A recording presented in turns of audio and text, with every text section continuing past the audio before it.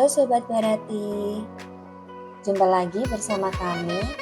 Pada kesempatan kali ini, kami ingin mengajak Sobat Barati memperkenalkan suatu produk aplikasi kami, yaitu aplikasi sistem informasi tentang syariah. Aplikasi ini cocok digunakan untuk lembaga keuangan berbasis syariah atau seperti BNT atau koperasi syariah pada umumnya. Baik, langsung saja kita mulai.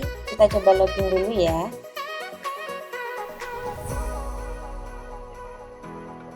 Di sini telah kami bagi menjadi beberapa menu, yaitu antara lain ada utility, master, simpanan berjangka, pembiayaan, transaksi lain, kemudian ada accounting, ada accounting. Kita mulai dari awal, yaitu menu utility. Utility di sini adalah menu settingan, program menu settingan awal program. Di sini ada password, user password, dan batasan hak akses password. Jadi bila kita ingin memiliki akses untuk masuk di aplikasi ini, maka kita harus membuat password di sini. Kita coba langsung. Coba saya isi admin, kemudian administrasi,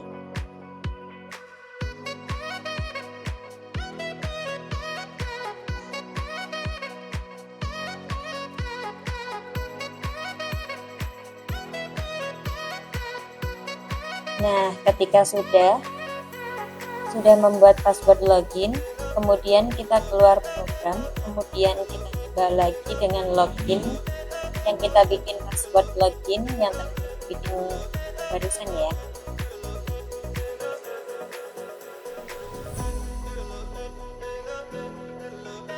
Kemudian di sini ada menu kantor cabang.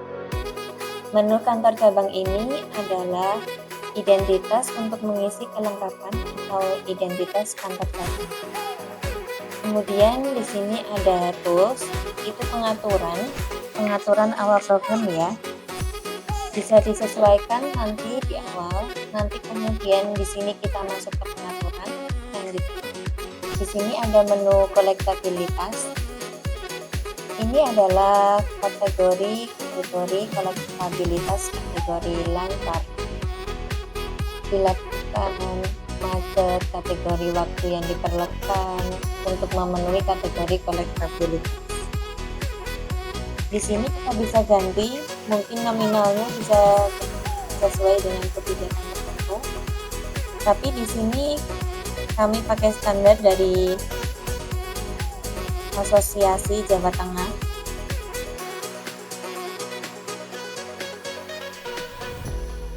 Kemudian lanjut di sini ada rasio keuangan. Di sini juga ada standar presentase. Standar presentase ini di sini ada pajak ZIS dan costing.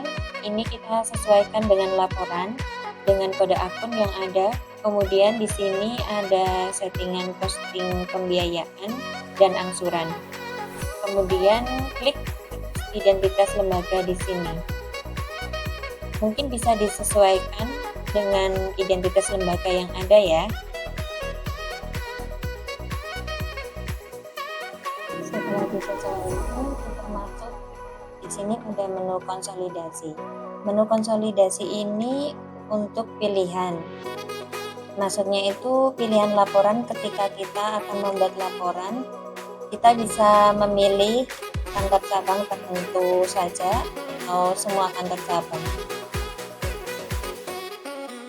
Kemudian masuk di menu master. Di sini ada master data, itu ada sumber dana, mutasi transaksi di sini ya. Ada agama, jenis keanggotaan, dan bidang usaha.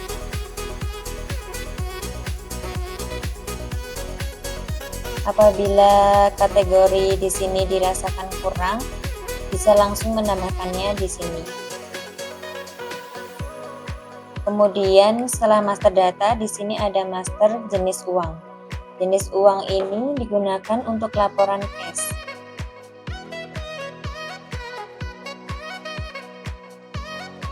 Kemudian master barang, setelah itu master barang itu biasanya digunakan untuk operasi non ya. Yang baru sekarang ada sektor usaha dagangnya seperti. Kemudian ada nisbah simpanan. Ini nisbah presentasi, nisbah untuk proses bagi hasil, perhitungan, proses bagi hasil. Kemudian di sini ada master kode akun.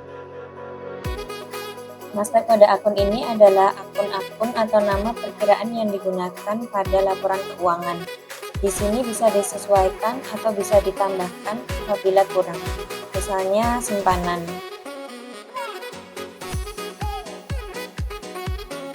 Di sini mungkin ketika ingin menambahkan master nama perkiraan baru, misalnya jenis simpanan baru, kita tinggal tambah aja ya. Tambah level 2-nya masuk pasifal, kewajiban utang langka, simpanan siap misalnya. Kita langsung bisa digunakan. Master kode perkiraan, kemudian data karyawan. Kita di sini bisa input nama-nama data karyawan di sini, terutama tugas lapangan. Kemudian di sini master karyawan ada grup anggota. Grup anggota itu biasanya kami gunakan secara umum. Kami gunakan secara umum untuk jenis koperasi tertentu ya, tapi juga ada kadang lembaga menginginkan grupnya berdasarkan grup tertentu, atau misalnya kalau kayak catatan atau koperasi karyawan dan sejenisnya di sini ya. Ini kita bisa gunakan. Kemudian di sini ada master anggota. Master anggota ini untuk input data anggota pertama kali. Kami coba aja di sini nomor KTP Andi misalnya.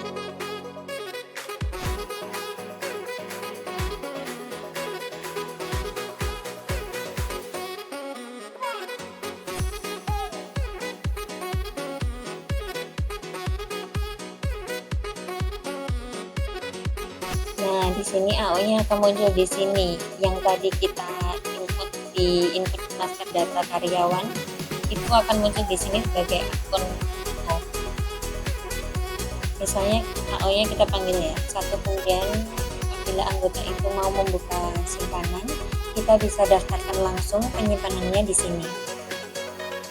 Simpanan awal atau simpanan pokok. Yang simpanan pokok misalnya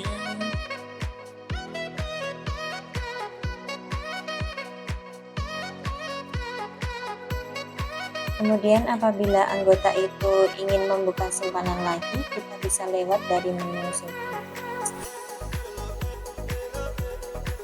Simpanan register ini fungsinya untuk membuka rekening simpanan baru, kayak misalnya Andi, kita buka simpanan pendidikan, saldo awalnya, setoran awalnya misalnya 50.000 ya. Nah, kemudian apabila anggota itu sudah mempunyai rekening, maka dia bisa bertransaksi seperti transaksi pada umumnya. Maksudnya lewat sini, entry simpanan harga masuk di sini ya, otomatis masuk di entry simpanan harian ya. Transaksi hari ini akan masuk di sini. Apabila kita ingin melihat data transaksi periode tertentu, kita tinggal klik tombol, ada rank tanggal. Nah, ini periodenya ditampilkan di sini, mau sampai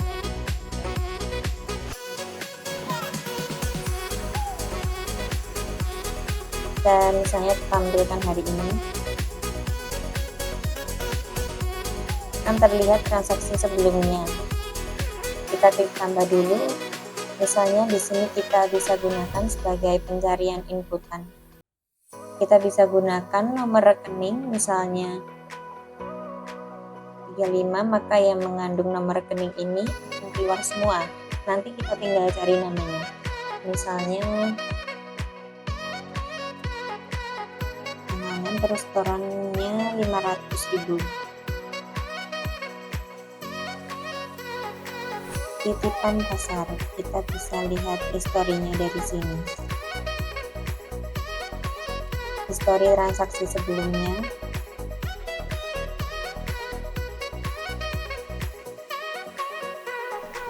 Kemudian kita bisa print dari sini juga. Kemudian tersimpan namanya juga sama, kita bisa panggil berdasarkan nama. Misalnya ini ya.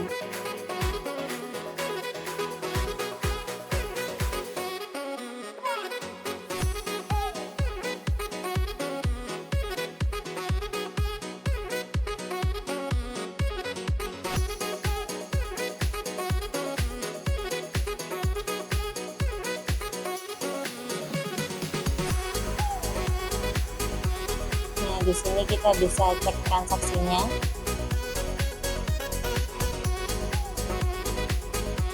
Akan muncul di sini ya.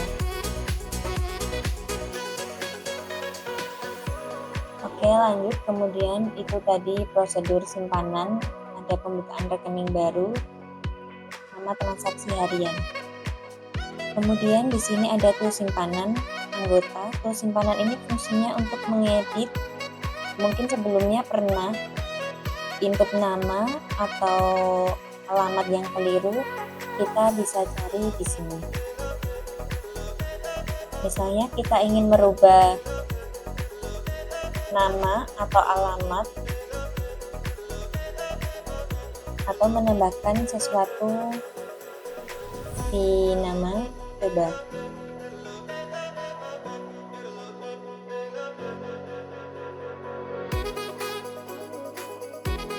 Misalnya ini ya, Erlinda, simpan aja, maka otomatis rekening itu namanya akan berubah.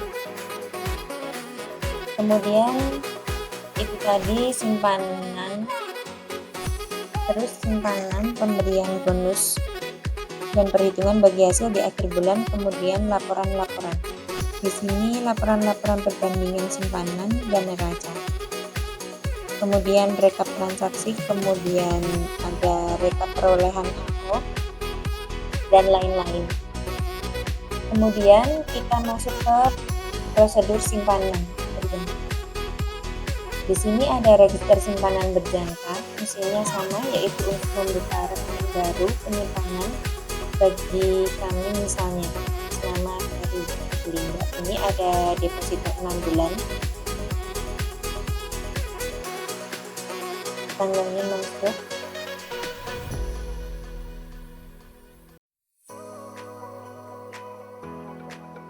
Terus simpanan berjangka ini syaratnya dia harus punya simpanan rekening biasa atau simpanan minimal untuk penampung bagi hasil.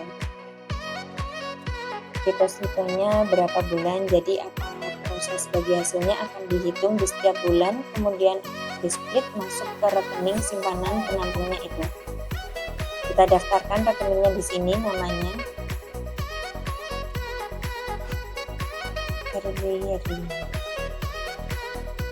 ini. Kita ada dua ketentuan. Kita bisa gunakan mudharabah atau wadiah. Misalnya saya gunakan mudharabah, maka di sini sertifikat bisa di-print di sini. Ini historinya. Kita bisa cek informasi bonusnya. Karena ini tadi saya pilih mudharabah, maka bunyinya ada jadi ikut perhitungan simpanan. Perhitungan bagian, kemudian di sini ada transaksi simpanan berjangka, fungsinya untuk penarikan deposito. Misalnya nangani ya. Tinggal statusnya apa, perpanjang atau penutupan.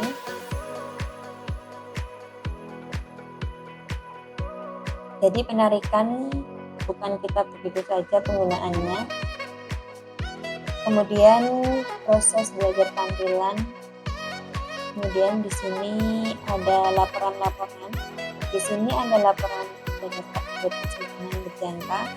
Kita bisa cek backupnya menggunakan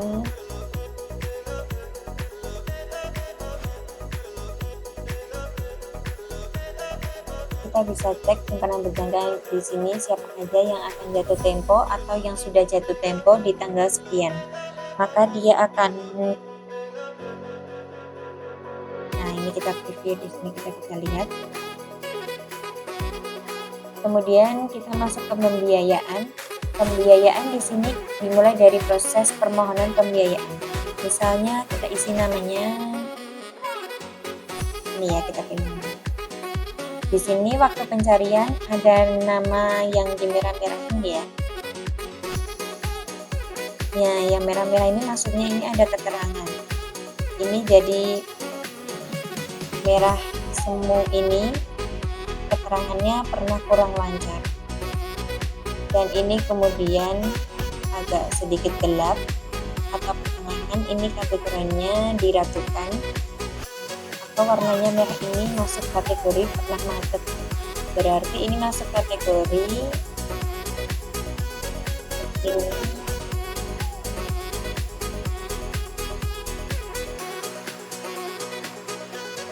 Jadi ketika akan pengajuan kita paling enggak sudah tahu ya kategorinya dulu pernah diragukan atau macet. Kita panggil salah satu, misalnya ini ya, Hadi Siswanto, telepon, tinggal di konflik jumlah, misalnya plafonnya 10 juta, saya pengajuan 10 juta jangka waktu 12 bulan. Kemudian misalnya sepeda motor, agunannya BPKB ya.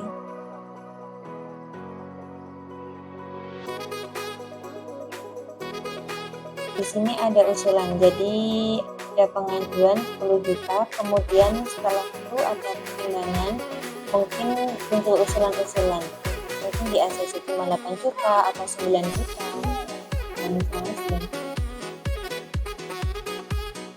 Jadi dari pengajuan 10 juta diusulkan pencairan plafonnya cuma 9 juta saja ya.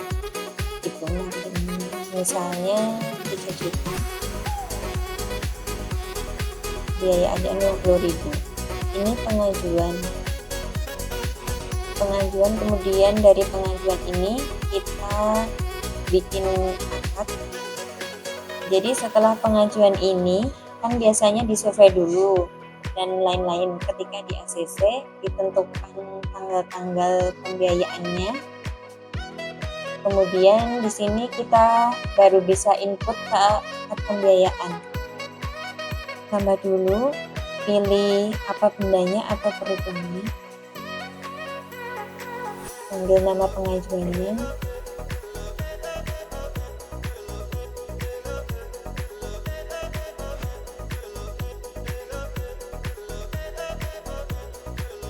Ini keterangan akunannya.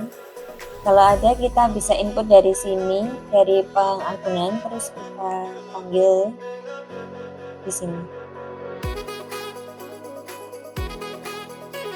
Ini draft pembiayaannya tanggal 6, jangka waktu jumlah angsuran 12 kali bulan, mulai angsur bulan depan.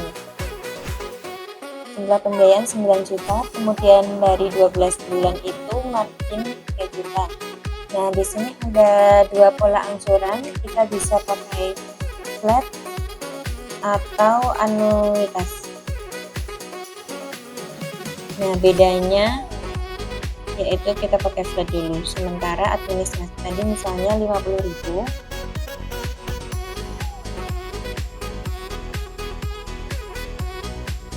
kita bisa lihat jadwal angsurannya. Ini kategori pola angsuran flat, tadi kita pilih flat. Kita lihat kategori jumlah angsurannya itu flat, jadi pokok dan margin jumlahnya itu sama setiap bulan. Di antara jumlah ini itu ada pokok dan margin juga sama sebelumnya. Coba kita ganti, misalnya kita ganti anuitas, kemudian kita simpan, kemudian kita lihat. Nah, secara jumlah total yang disetorkan sama 1 juta, tapi di antara jumlah ini kan ada pokok dan bagian hasil pokok dan margin. Nah, pokok ini selalu berubah. Pokok itu dari margin itu dari besar dia mengecil, sedangkan dari pokoknya dia dari kecil membesar, tapi jumlahnya sama. Nah, ini mungkin di lembaga tertentu ada yang memberlakukan seperti itu. Kita bisa pilih angsuran itu dari 2 kategori, dari 2 pilihan metode angsurannya.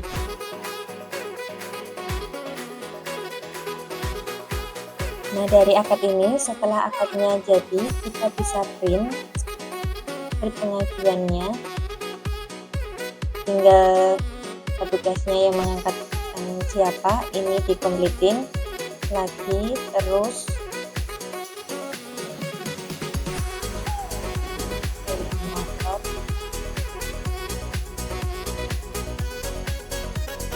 nah ini draft akadnya, halaman 1, halaman 2.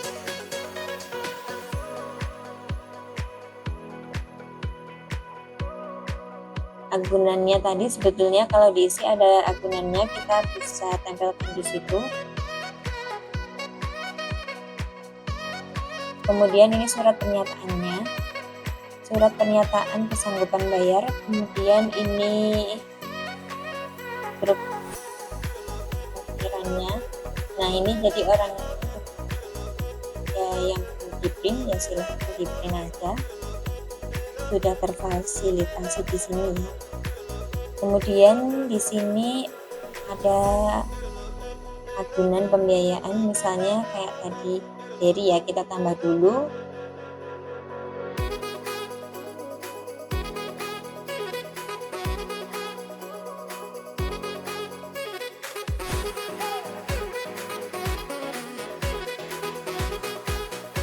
Kita tinggal isi BPKB.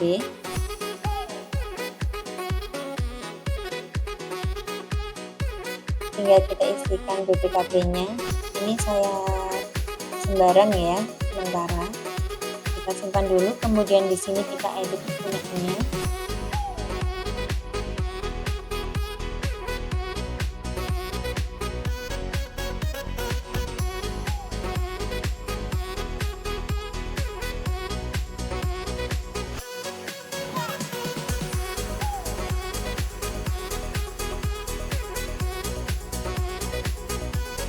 Nomor arsipnya, kita cari nomor yang sudah kita simpan, kemudian di sini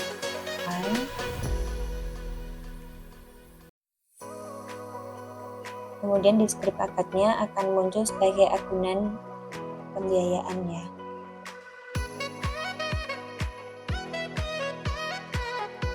Di agunan pembiayaan tadi kita bisa munculkan akad yang diinginkan. Misalnya surat keterangan untuk BPKB, untuk perpanjangan STNK. Tapi sekarang mungkin tidak diperlukan lagi ya, karena udah pakai STNK aslinya.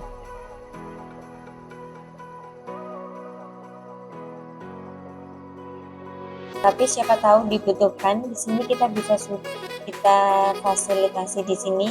Kemudian di sini ada STPJ atau surat tanda terima jaminan. Tinggal petugas yang menserah terimakannya, saksi 1, saksi 2. Nah, ini muncul surat tanda terima jaminan ini. satu halaman ini nanti dipotong jadi dua, yang atas itu diserahkan ke anggota atau ke nasabah, yang bawah nanti ditempelkan ke map akunannya untuk lembaga. Kemudian ini juga ada surat kuasa tugasnya. Surat kuasa yang sudah ada di sini semua, tinggal silahkan bisa dicek lagi. Nanti kemudian pembiayaan. Di sini ada angsuran, misalnya langsung saja ya, atas nama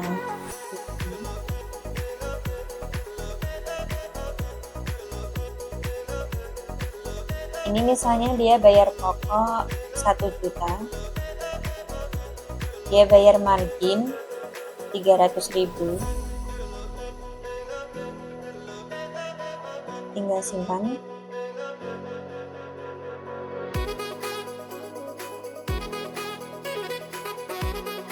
Nah ini ada jadwal angsuran. Jadwal angsurannya ini realisasi angsuran yang sudah pernah dilakukan.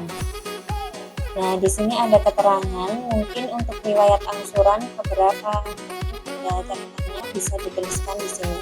Sisanya berapa bisa dilihat dari sini.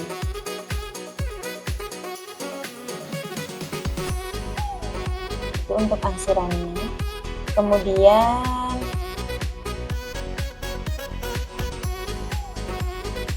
ini sudah, di sini ada pengembalian agunan untuk menandai bahwa agunan yang sudah terisi, agunan yang kita tahan itu sebagai akun pembiayaan sudah dikembalikan. Jadi ada arsipnya, nanti tanggal berapa dikembalikannya, siapa yang mengambil, itu ada arsipnya. Jadi supaya Anda istilahnya itu kalau ada historinya, ketika mau dicap ada datanya. Nah kemudian informasi pembiayaan. Nah itu fungsinya untuk melihat pembiayaan yang kategorinya sudah lunas atau belum lunas. Di sini muncul semua, tinggal form saja untuk pencarian data. Misalnya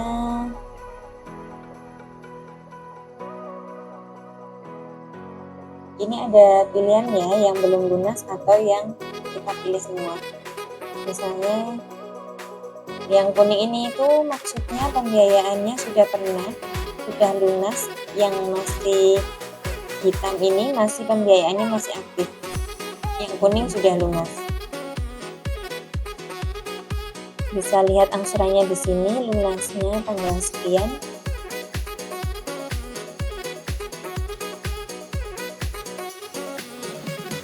Kemudian surat tagihan. Di sini kami fasilitasi untuk pembiayaan itu tagihannya menggunakan surat tagihan. Kita tinggal pilih aja dari sini.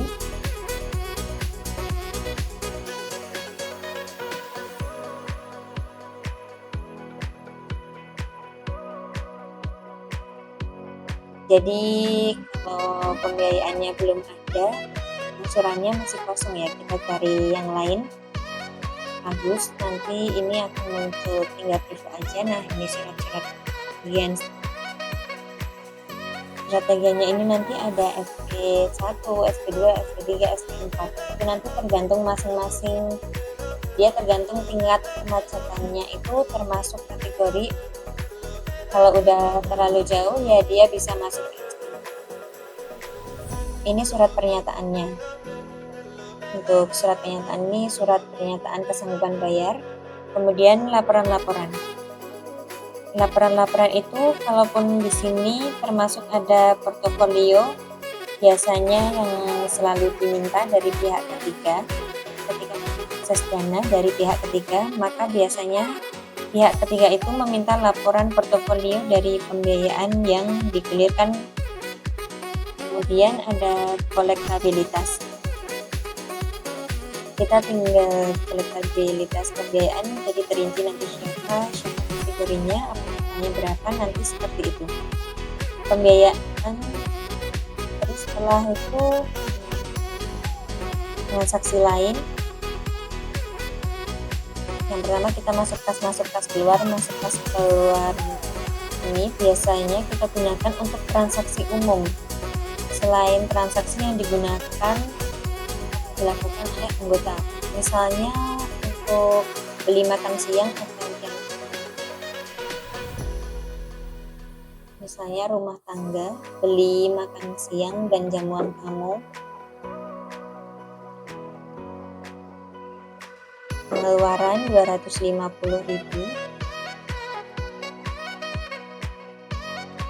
misalnya bayar hosting ya.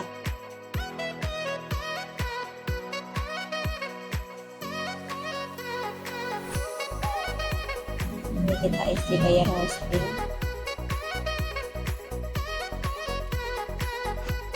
350.000, atau pendapatan lain, misalnya pendapatan lain-lain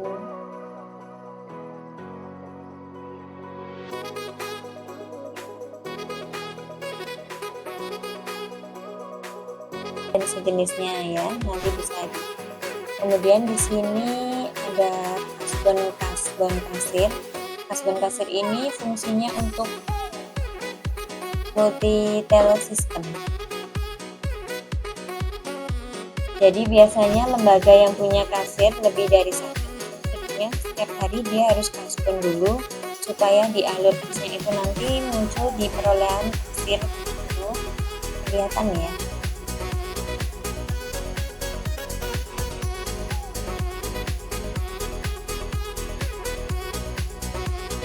Nah, di sini misalnya untuk kasbon kasir,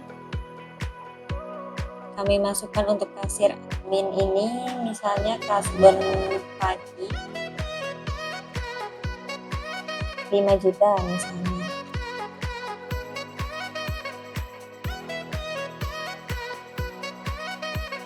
Misalnya siang kurang kasbon lagi 10 gitu. Berarti total kasbon admin untuk hari ini 15 juta. Maka di alur nanti dia akan muncul di sini modal awal kasir hari ini 15 juta, transaksi satu orang kasir ini sekian, berarti uang yang dibawa itu sekian. Nah, di akhir hari nanti dia akan kembalikan ke berangkas sebagai bentuk pertanggungjawaban harian kasir.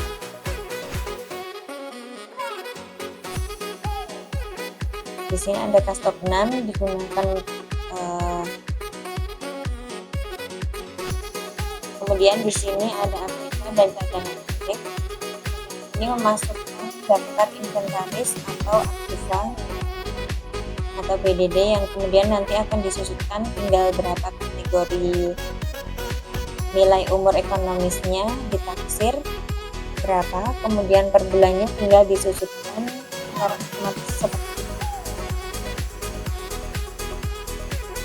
Jadi daftar aktiva inventarisnya di sini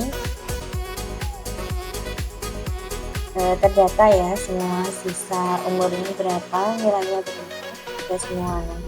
Kemudian penyusutannya juga udah secara otomatis penyusutan lewat sini, atau bisa juga di manual.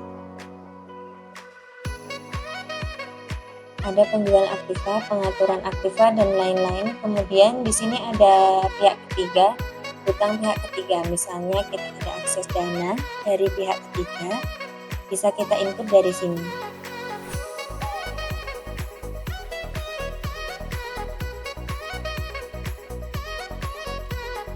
BSI.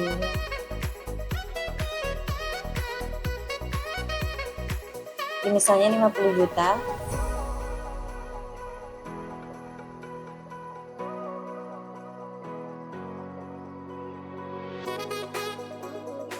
Nah, kemudian untuk angsuran hutang pihak ketiga bisa lewat sini.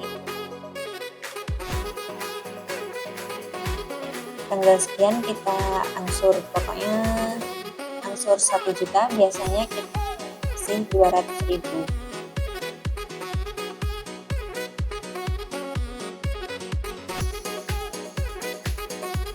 Angsuran bank ya.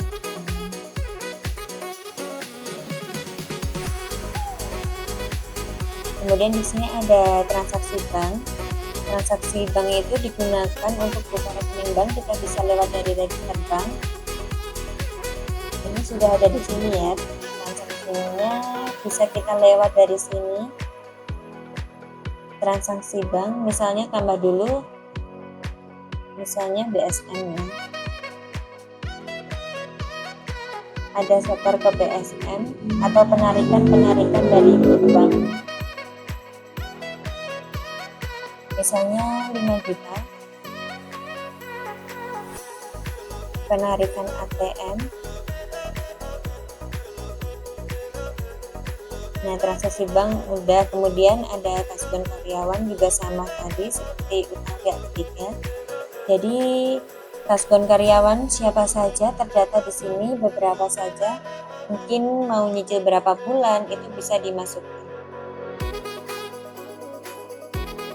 Pengadaan barang ini fungsinya untuk akad pembiayaan jual beli, terutama biasanya yang barangnya belum tersedia, misalnya harus pengadaan barang dulu. Untuk jual beli kan syaratnya salah satunya yaitu terpenuhinya barang yang akan dijual belikan, maka kita bisa proses lewat sini. Transaksi pembelian barang atau penjualan barang, perhatikan di master ada menu master barang. Itu nanti hubungannya ke sini, persediaan barang. Biasanya untuk koperasi izin yang baru, mereka biasanya ada usaha bedanya.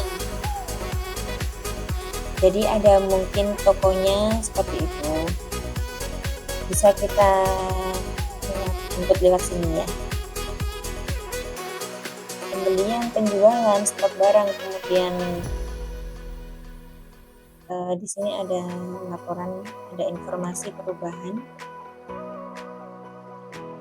Dari semua transaksi ini, dari mulai transaksi simpanan berjangka, kemudian pembiayaan, lalu transaksi lain juga, itu kan semua transaksi nominatif dalam 1 hari.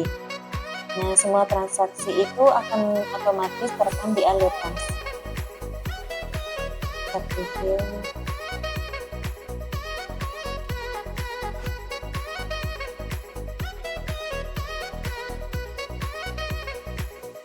Alur kas ini menampilkan saldo kas sebelumnya. Jadi karena ini saya pakai data coba-coba, terakhir input tanggal 17 bulan 6, berarti dianggap dari tanggal 17 ya. Sampai sekarang itu kan jadi kasnya nggak berubah.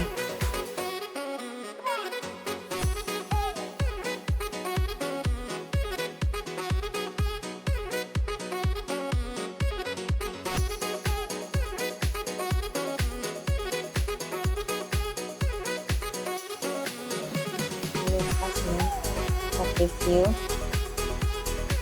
saldo kas besar per kemarin tanggal 5 ini sekian, kemudian ini transaksi dalam 1 hari sehingga kas akhirnya sekian itu. Nah, untuk laporan alur kas itu kan secara global berkode akun. Kalau kita lihat rinciannya ada di rekap harian. Nah, ini rinciannya.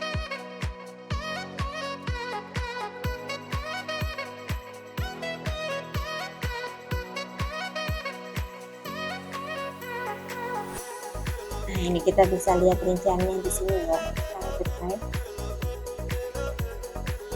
Ada angsuran, semua transaksi yang diinput akan masuk ke sini. Jadi tugas kasir itu harian biasanya cuma input transaksi sama melihat info alur kas. Lihat kas akhirnya cocok enggak. Kalau kas awal cocok, kas akhir cocok, berarti transaksi itu sudah dianggap cocok. Kalau tidak cocok, dicari transaksi, mungkin ada yang keliru atau double input, tinggal dicek di rekap kas harian ya. Kalau sudah cukup, maksudnya alur kasnya sudah sesuai dengan kas real, baru bikin laporan.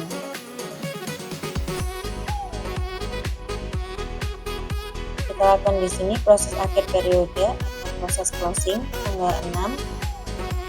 Proses closing ini, proses tutup hari ini berfungsi untuk merekap semua transaksi di alur kas. Semuanya ini diposting masuk ke jurnal dan buku besar. Nah, setelah itu masuk ke neraca informasi jurnal. Nah, ini masuk aja secara otomatis. Buku besar juga sama, itu tinggal kita nama programnya, kita lihat hari ini atau kita lihat mundur ke belakang.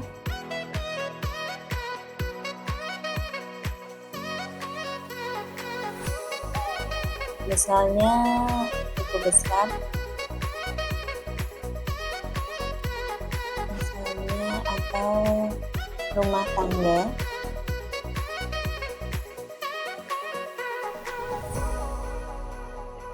Nah, rumah tangga itu apa aja? Misalnya ini dari periode yang ditampilkan ya. Semua data kan akan terekam di sini semua. Data akan di sini semua. Jadi kalau misalnya yang baca pertama itu ada nominal yang janggal, hasilnya dari sini. Benar nggak sekian itu transaksinya? Atau bisa jadi salah posting, nah itu bisa diperbaiki nanti. Kemudian kita lanjut informasi laba rugi sementara, karena belum tentu tutup bulan, belum fix di akhir bulan. Kalau belum fix akhir bulan berarti namanya sementara informasi keuangan.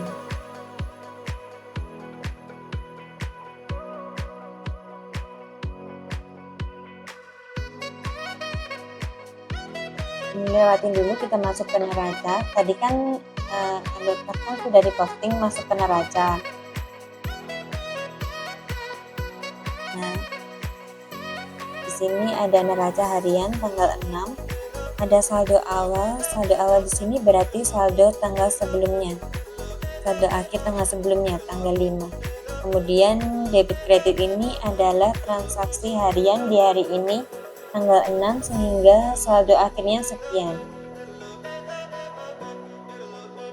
Ini neraca saldo atau neraca akhir. Kemudian tampilannya berikutnya itu akan muncul neraca akhir. Nah, ini bentuk neraca akhirnya. Hasilnya sesuai dengan dinilai alur kas. Laba rugi juga sama. Ini ada laba rugi harian.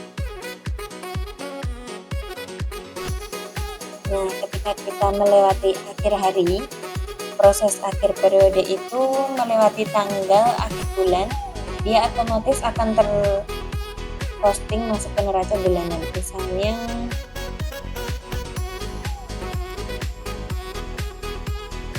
ini saya pakai yang coba-coba dulu ya. Untuk tampilan neraca bulanan di sini ada perbandingan Juli dan Juni, perbandingan bulan sebelumnya. Kemudian di sini ada laba rugi, ada tahunan juga sama satu.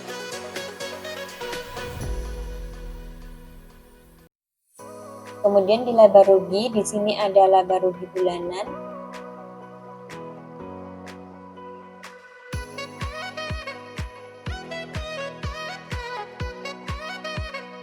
Laba rugi di sini ada bentuk komparatifnya.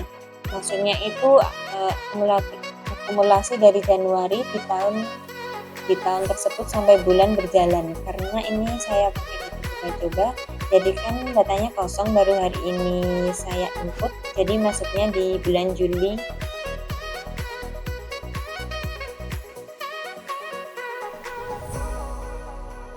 Nah, ini bentuk neraca komparatifnya. Laba rugi komparatif dari Januari sampai dengan bulan yang berjalan. Kemudian di sini ada rasio keuangan.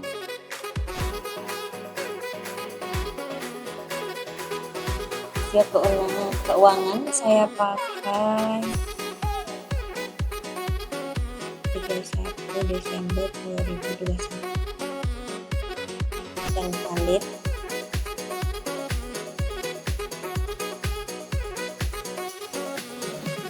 Nah, jadi informasi rasio keuangan ini biasanya digunakan sebagai panduan atau ibarat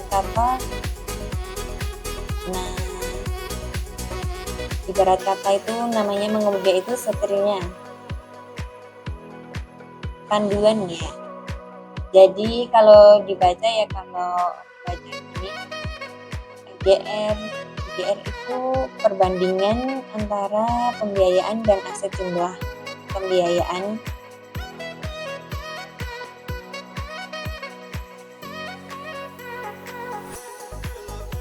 Nah, ini kategorinya presentasinya berarti pembiayaan itu 62% dari aset. Jadi pembiayaan yang terlempar itu 62% dari aset ini kategori kurang sehat. Kenapa kurang sehat? Idealnya pembiayaan itu kisaran antara 80 sampai 90% dari aset. Maka dari nilai sekian kita kurangnya sekian.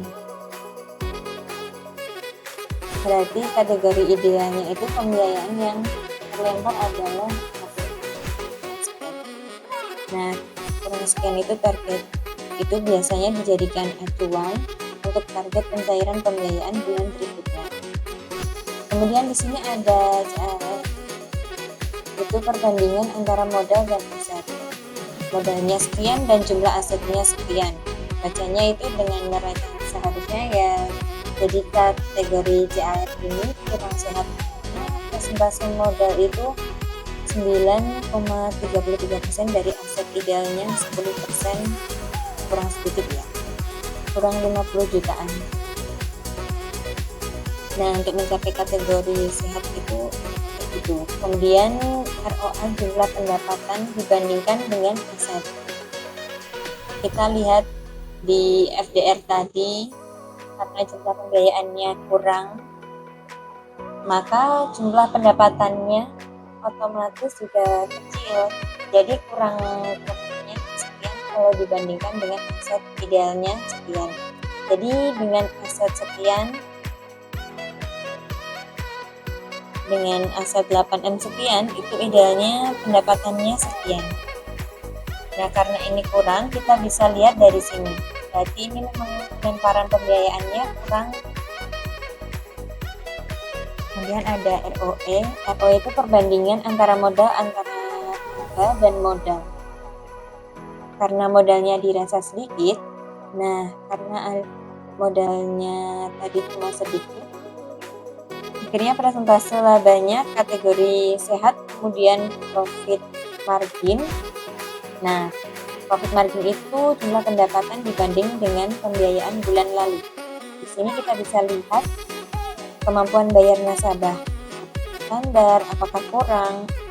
Ini dilihat dari sini ya. Berarti jumlah pendapatannya itu sekian dengan pendapatan pembiayaan bulan lalu. Berarti pendapatan itu kita terima 2,22% dari pembiayaan bulan lalu dari sehat ini.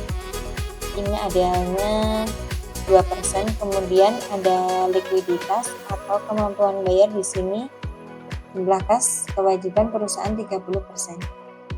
Nah, berarti kan di sini analisanya ada kas idle banyak sampai kas mengendap 30%. Dan idealnya kan cuma 10%. Berarti memang kita kurang dalam melempar pembiayaan karena kasnya idle.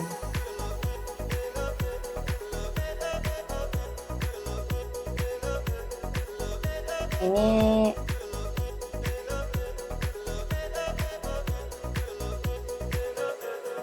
di sini kita perbandingannya 7,1%. kategorinya kurang sehat.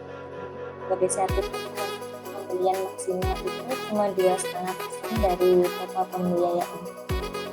Jadi total nasabah itu untuk satu orang pembiayaan di sini kita bisa pembayaran 124 juta sekian.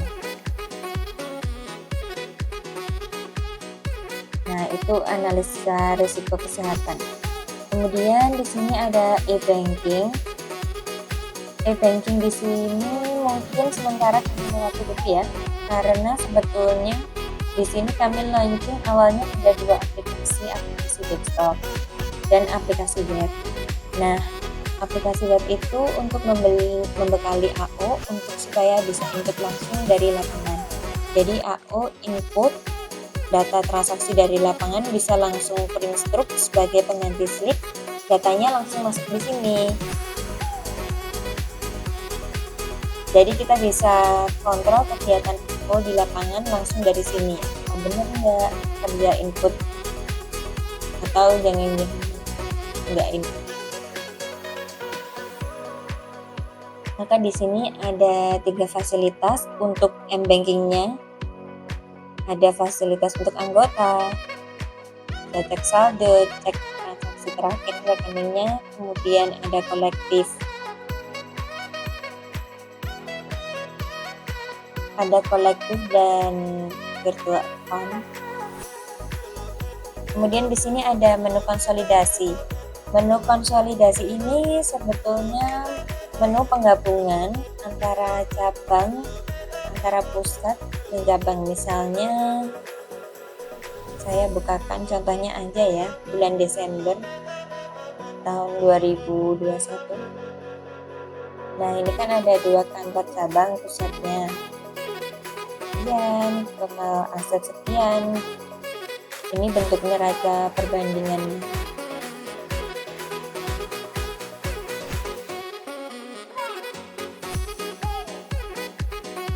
Dan yang lain mungkin ini cuma pendukung laporan bantu.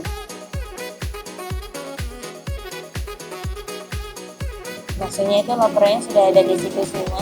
Nah, di sini ya, laporan.